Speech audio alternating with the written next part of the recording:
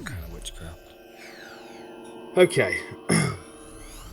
Hello everybody and welcome to the War Room. This one is for the Glory 78 co-main event, the rematch between Alex Poatan Pereira and Artem Vakhitov.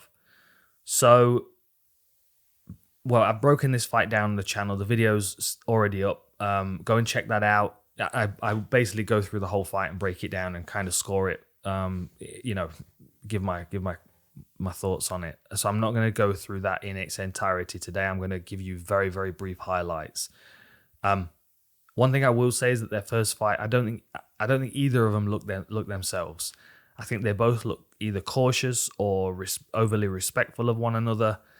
I think we saw flashes of Pereira and what he normally does, and I also think we saw flashes of Vakhitov, but neither of them really fully expressed themselves. I don't think it was a very kind of cagey performance from both of the guys who really couldn't figure each other out. I think this rematch is going to be far more interesting and probably far more decisive on one side or the other. Like I said, it's a very competitive fight. They're different fighters. They have a very different approach to the fight. However, they complement one another in a lot of different ways. There's a lot of similarities between this and the fight earlier on the card, which is for the middleweight title between Donovan Wise and Yusri Belgari. You know, you've got another guy who wants to close distance and hit with heavy hands and has got good kicks to complement it. And then you've got somebody else that's a long-range striker with good knees up the center. There is a similarity between the two, and also in stature. The difference here, obviously, is that Vakhitov was the light heavyweight champion. He had to take some time out for a broken hand. During this time, Pereira stepped up from middleweight, being the champion at middleweight, and fought for the interim belt and won it. And then faced Vakhitov to unify the belts and won that one as well. But it was a split decision. It's highly debated. So, go and watch it and give me your thoughts on it. I'm going to give you a quick breakdown as it is right now in my mind. I could give you an argument for both fighters and why they won, and I can give you an argument for why the judges saw what they did. Height and reach advantage, obviously, to Pereira. 3 inches in height and 5 inches in reach. But the way that Artem Vakhitov fights, that it's nullified if he's successful. It's difficult if he's not successful. And what we saw first round is Pereira kind of playing long range like he does, still looking like the bigger fighter, even though he's moved up from middleweight. But a lot of the time you'll see him kind of ride shots, whereas what Vakhitov does is he just locks up, he covers up behind a high guard, which was frustrating Pereira a bit because he was unloading. He was hitting him with some big shots, he was crashing him with some knees, but nothing was really effective. Vakhitov didn't open up a great deal and he kept pushing forward, but he was doing it from behind a high guard, and although nothing seemed to be phasing him or getting through, Pereira was still doing more work. I mean, we'll see some stats pop up in a minute. But it was a frustrating fight, and I think Pereira was not only frustrated, but I think he got fatigued. I think he got tired trying to throw bombs at Vakhitov, and nothing seems to be affecting him, because this is not what Pereira expects. He expects to hit people and hurt them. And then obviously with Vakhitov walking forward and Pereira not being able to keep up that pace. Let's have a look at those stats there. So look at that. I mean, Pereira's thrown 53 to Vakhitov's 18, and Vakhitov's landed 12. And Pereira's obviously, he's landed more shots, but his success rate is considerably lower. But he can't keep up that work rate to keep Vakhitov off him. So Vakhitov eventually manages to walk him back to the ropes, which usually is towards the end of the round, and start throwing these big shots over the top. And that's what I'm talking about with Pereira riding shots. Yes, these punches are landing, but because he's not moving into them, then the sting of them is to an extent taken away. Because as they make contact, he's so relaxed, he just kind of leans over the ropes. Watch in slow motion, you'll see what I mean. As the punches come in, I mean, you'll see this with see how his head and his chin just kind of roll with them. I mean, he's taking a lot of the power out of them. And I think that was frustrating for Vakhitov because he wasn't able to be effective against Pereira. At the same time, he didn't really look at those stats there. So at the same time, he didn't really want to open up because, that's where Pereira starts to be successful. And he was feeling that power on his guard. He was feeling those crashing hooks and those knees coming up into his forearms. He can feel how powerful Pereira is, so he didn't want to open up. He wants to be very strategic. He's thrown 57 shots, he's landed 40. Pereira's thrown 123 and he's landed almost 70. Like, most of those shots are landing on Vakitov's guard. It's not like Pereira's missing. He's just not landing on clean targets. He's landing on gloves and on, elbows and stuff. And because Vakhitov doesn't show any pain, because he doesn't show anything affecting him, like, I don't even think the judges are going to really respond. Like, he's just walking him down. Now he's starting to counter because Pereira's the one that's leading the combinations, but now he's tired and he's throwing single shots. And now Vakitov's starting to throw combinations back, or he's starting to throw good, clean single counters back. But he's enticing him to throw here. Like, you can see, like, he walks into range, he's shelled up. He's like, come on, keep working, keep working. Now look at the stats. I mean, like, we're still talking, 60%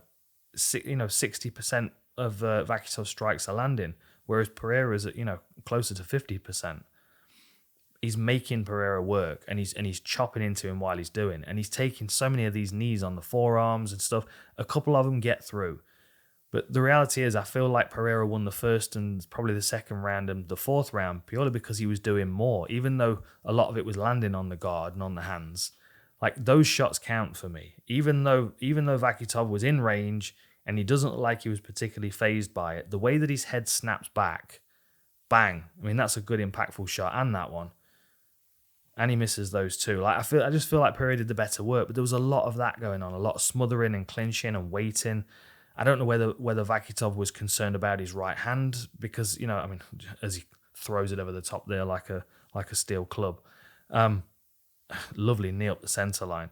Like, I felt Pereira worked harder, and I felt he came off better on the majority of the exchanges, especially in the first, second, and fourth round. Vakhitov does come in stronger at the end of the round, though, and I think also this is where, because if people are watching these fights in a group, let me just pause this 1 second. If people are watching these fights in a group, they're watching the fight and they go, oh, that was a good shot, that was a good shot. Then it comes to the end of the round and they go, who do you think won that round? And that's the point where everyone remembers the last 15 seconds where Vakhitov's got Pereira backed up against the ropes and he's throwing those right hands over the top, and Pereira's doing that Nate Diaz leaning away in the wind like a inflatable arm flailing tube man. Like, that's the reality of most spectators watching. So they're not remembering the stuff that happened in the first 90 seconds where Pereira's clubbing him around the sides and skip kneeing through the guard. I would say Pereira did most of the better work in the early parts of the rounds, but he did get backed up. And this is the fifth round. I think this is a performance from Vakhitov in the fifth where he knows he's potentially down on the scorecards, or it's a close fight. It might be two apiece. I mean, he looked surprised when they announced the winner, as did Pereira, to be honest. But at the same time, I think that's maybe because the forward pressure of Vakhitov and the fact that Pereira didn't feel like, although he did more work, he's not looking at the stats. He don't remember what he's thrown. He just remembers that he's tired and nothing really worked. So like Pereira could quite easily be concerned that he didn't pick up the win. There's Vakhitov realizing that he didn't win. Then you get that kind of surprised look from Pereira when he goes, "You did what?" Oh, I won. You know what I mean? It's just like, you can always judge that first reaction. And that wasn't a, yep, I won. Okay, put my hands up. That was a, oh, what does he think of this? He was the champion. We're going to get a great rematch. Like I said, I don't think either of those guys really fully expressed themselves. I don't think we saw the best versions of either of them. Like, Alex Pereira is the guy moving up a weight class. He's the guy that was the middleweight champion. But even against Vakhitov, he looked bigger. He looked like he hit heavier, because even when his punches landed on the guard, you could see them shaking Vakhitov. And, his hair made it a bit more dramatic. But, you can see the recoil going through his body. Alex Pereira is used to walking people down, but hitting them at long range with these heavy clubbing hands, and not really setting things up with combinations. He doesn't really throw feints too much.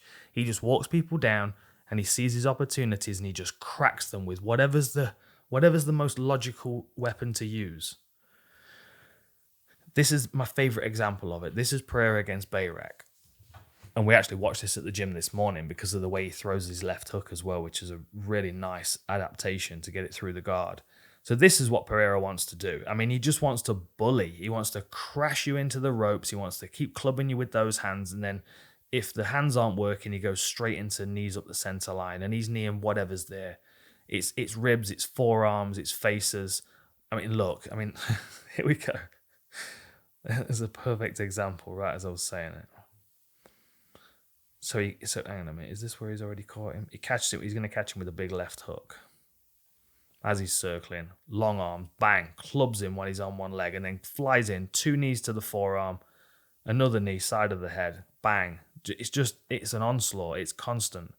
And he's not even, a bit like Canelo, he's not even bothered what he's hitting with his hands. I mean, he hits hard enough, even with his jab, to be able to damage arms, to bruise forearms and biceps and deltoids and slow his opponent down. And again, skip knees in. He's confident in his chin. He's confident in taking shots as well. And he took some of Vakhitov's best shots. So I don't think he's going to be discouraged moving forward, especially because now he knows what he's up against. He's not any surprise. There's the left hook again. But look, I mean, that doesn't land. It lands on the glove. You can see him clearly punching right on the side of the glove. However, it's enough to knock him over and circle him that direction so he walks into a low kick. Sometimes the punch doesn't need to land on the target to be effective. This is what a significant strike is debated. I mean, these are landing on the guard. We can talk about what a significant strike is. I mean, what's more significant? Is it that low kick that lands clean on the leg? Or is it that clubbing overhand right, bang, that snaps his head over towards the ropes? It landed on his guard, but I would say that one is definitely more, well, I'd rather you kick me in the leg, let's put it that way. I mean, that is a heavy hand. You can tell you can tell why his name's Poatan. It means stone hands. And there's the left hook through the guard. And he feints low, he goes, touched right hand to the body and then clubs him with that left. Bam, bam. Oh. It's like a scything little left hook, and it just here we go, right inside the guard. You've got to respect Bayrak. He had his hand in the right place. It came right in front of his glove, right into the side of his nose, like a 45-degree angle. Lovely, really nice punch, nice timing. So that for me is a realistic example of Alex Pereira when he's at his best, when he's in his flow state and he's walking forward and he's just clubbing you with these power shots and you can do nothing.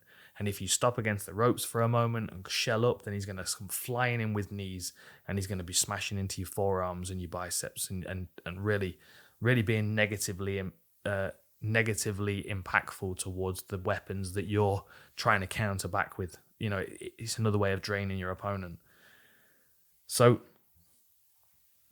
if that's the best version of Pereira, this is the best version of Vakhitov, especially for this fight. And the reason I like this version, and this is the best version in my opinion, is because he's aggressive, he's got good head movement, he's southpaw here as well, which shows he's ambidextrous, because he's often orthodox, but with his right hand being damaged, I think he's switching it up. But he couples his boxing up so nicely with his head kicks. And people don't expect the kicks to come from this angle because this is look at that. It comes right with the side of the head. Like most people are going to try and escape off the side of the ropes. So he's going to kick you at the side of the head as you're moving. And it's so fast for him. He's got such loose hips. I mean, watch this one. This is beautiful. He even switches stance here. Bang, right on the side of the head. And he always get up. He's like pulls them back up to their feet. Like coupling his snapping high head kicks with his boxing. I mean, he landed a few on Pereira's guard, especially in the first round. He landed his closest. They actually showed it in the replay, and it didn't land on Pereira, but there is an additional benefit. There's actually a clip I've deleted. I should have left it in. Who was it? There's a guy. He's got bad boy shorts on, and it says Muay Thai tattooed across his back. Big dude. Anyway, he gets backed up against the ropes, and Vakhitov throws a kick and then a right hand, knocks him out with the punch. Basically, there's an additional benefit in having those additional weapons complementing your boxing. Like if Vakhitov's able to walk Pereira down against the fence and he's hitting him with these fast combinations, because you think Pereira wants to throw single shots and he wants to read his shots and pick his shots and, have a bit of a wind up and a bit of space. If he's got someone in front of him that's going 3, 4, 5 shots in a combination, Pereira's going to be thinking about covering and then returning with one shot, which is going to leave him at a deficit on points. You're going to see that on the stats. Vakhitov will then start to creep ahead on the strikes landed. So if Pereira backs up against the ropes and Vakhitov's starting to throw these combinations, it's most likely Pereira's going to try and scoot off from one side to the next, which is where those snapping high kicks come up. And even if it doesn't land clean, it might crack him on the side of the hand and bring him back into the center line for the right hand. Coupling them together is a good way of keeping your opponent right up against the ropes. Where are we going here? Okay. So say that happens, right? Say if Vakhitov comes in and backs him up against the ropes, we're going to need some close range weapons from Pereira. And that left hook's just too wide and too looping. It's going to leave him open for those boxing combinations. So a short, stinging right hand down the pipe, like that against Simon Marcus, is really going to serve him well, especially if his opponent's throwing a kick at the same time. Like if Vakhitov's throwing a high kick and he can crack him down the center with that right hand, he'll put him down. He can knock anybody out. I mean, this is unfortunately 2 for Yusri Belgari. 2 right hands, one started it and the other one completely finished it. So this was a lovely sequence. And it's actually the first right hand hurts him, bang, and he's pretty much out here. I mean, you can see here his mouth guard spun round upside down and his eyes are pointing in different directions. He doesn't know where he is right now. I can tell you that for sure. And he gets caught with a left hook to the body and a knee through the guard that really opens him up pretty bad above his eye. Little split of the right hand there. Bang, left hook to the body. Knee straight up the center, cuts him open, another right hand, and the referee jumps in and stops it. This is actually stopped on a doctor's cut, but it could have been a TKO. I mean, he was out on his feet. Like, he's not exactly sure where he is there. That should have been a start of a standing 8 count, I think. But they just brought the doctor in immediately. And this is not the same fight. This is an earlier fight. Caught him with that clean right hand. So that's not a good shot. We won't leave it on that. Sorry, Yusri. So what we're learning from this playlist is that he's got a wicked right hand. We saw, hang on a minute, let's go back. We saw the one against Simon Marcus where he stung him clean across the chin as he was moving in. Oh, hang on a minute. Where are we? We'll get there. You got 2 minutes, haven't you? You don't mind. Oh, here we go. Here we go. Let me just play this playlist again. So he's backed up against the ropes. I mean, this is where he wants to be, but even if it gets reversed, straight across the chin. So that's a short right hand right across the chin. There it is. The one that he lands on Yusri Belgari in this next clip is a split. So he's countering a right coming to him, which is another thing that's really useful given the fact that Vakhitov likes to crash forward and throw a variety of shots. Splits the punch down the center line and finishes it with a knee and another right hand. And then the next one that you'll see is a clear slip to the outside and he kind of loops it over the top. There's so much variety in this right hand. There are several different ways in which you can use it. And if he is going to be investing in single shots, he might as well be trying to time it so he can switch his lights off because he knows he's got the power to do it. And then coupling that up with the left hook that we already know is a dangerous weapon. I just feel like Alex Pereira, if he's able to get through the guard of Vakhitov, he will really be able to make his punches count. But if he gets worn down and backed up, he could just be overwhelmed by Vakhitov and then be caught. Here we go. Here's the right hand again. Watch this. Out in the center of the ring. Big slip to the outside to his lead leg. Bang. Catches him on the side of the head and stiffs him. I mean, that is a KO.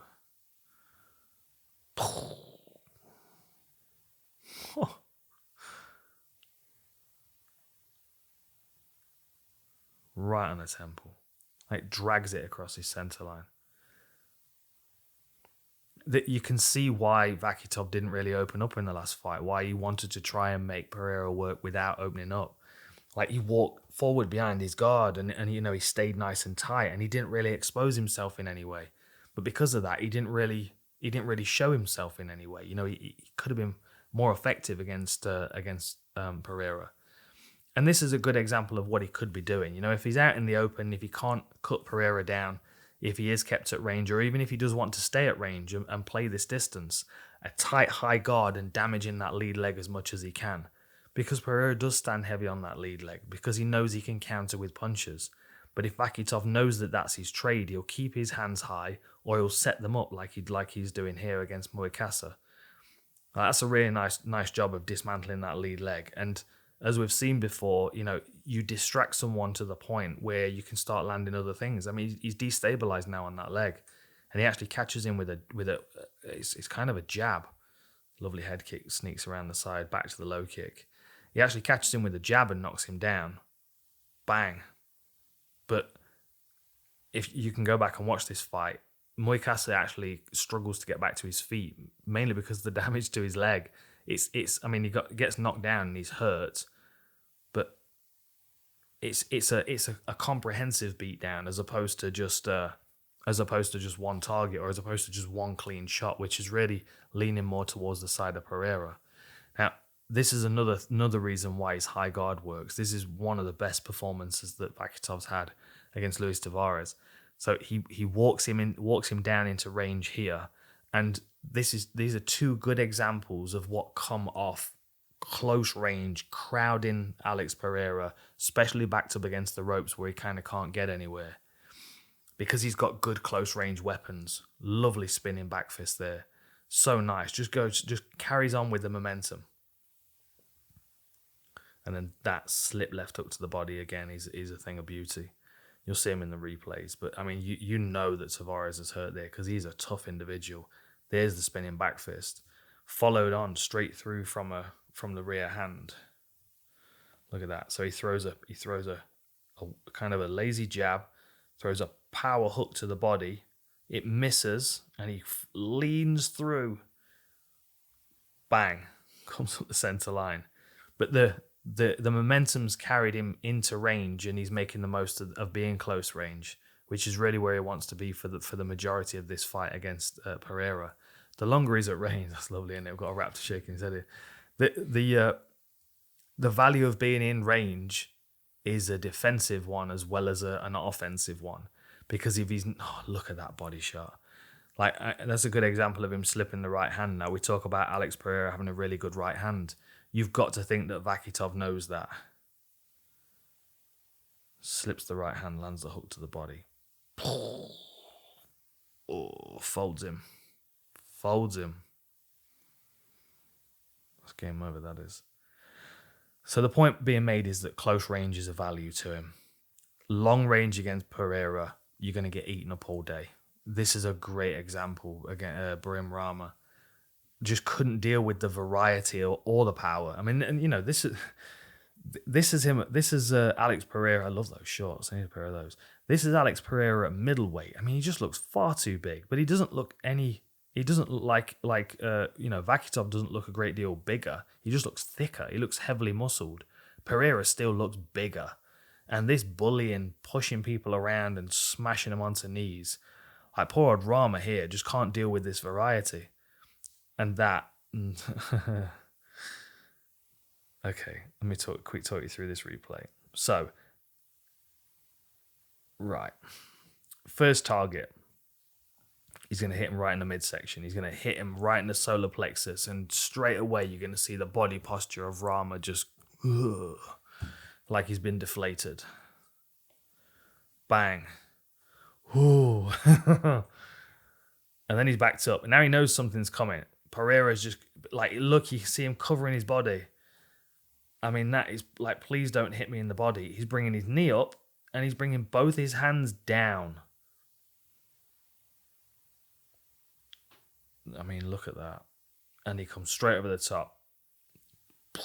Cracks him with the right hand, flows straight into a left hook, and then he does this little stagger step here. Because, again, I mean, I just feel bad for him. Just the fear on his face after this body shot lands. Bang. Backed up. Oh, come on, Pen. throws the right hand, throws the left hook, and then stagger step, and he covers for a knee that he thinks is there, and then it's there. A little change of pace. Bang, bang, bang is what gets him through there. My pen stopped working again. Come on, Apple. What's going on here? Okay. Let's try that one more time. I just love this clip so much.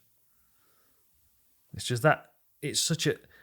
The thing I love about it so much, aside from the brutal effectiveness of it, is the fact that you can tell Pereira's just flowing through it. It's another day, play sparring at the gym. I'm a the slow-mo. How about that? Bang in the midsection. Walks him down. Power right hand. Power left hook. That's where the knee should come there because he blocks for it. But it comes straight through afterwards. And he just has had enough. Right hand. Left hook. Expects the knee. Brings the leg up to block. Leg goes down. The knee comes through. And then the flying knees up the center. Poor old Jason Wilness. The double guard's really useful. But the knee always gets through if it's timed right. I mean, you can't stop that. A double guard will not stop that. You'll take it on the forearms, but eventually something will get through. If he throws 10 of them, 1 or 2 will get through. And only one of them needs to hit you clean on the chin, you know? Especially if as he lands, then he's going into his left hook, right hand, left hook combinations. Then he's back to a knee. Then you move away a bit and he spears you in the midsection with that teep, and then that's taking the wind out of you. Then the right hand, left hook, knee comes again. He's, all the time he's not only is he playing with the timing, but he's playing with the distance because he's got the reach advantage, and he's also very, very heavy-handed. What a rematch this is going to be. I have just absolutely thoroughly enjoyed researching these guys. So we've got 2 war rooms for this one. This is the Pereira Vakhitov one, of course, for the light heavyweight title rematch. And then we have the vacant middleweight title war room up as well between Donovan Wise and Yusri Belgari. So make sure you check that out as well. And in the coming weeks, we've got loads going on and around Glory 78. We'll be streaming the prelims live on our channel. And then we'll be showing all you guys where you can get to the pay-per-view because you're not going to want to miss this. The card's loaded. All right. Enjoy. Catch you next time.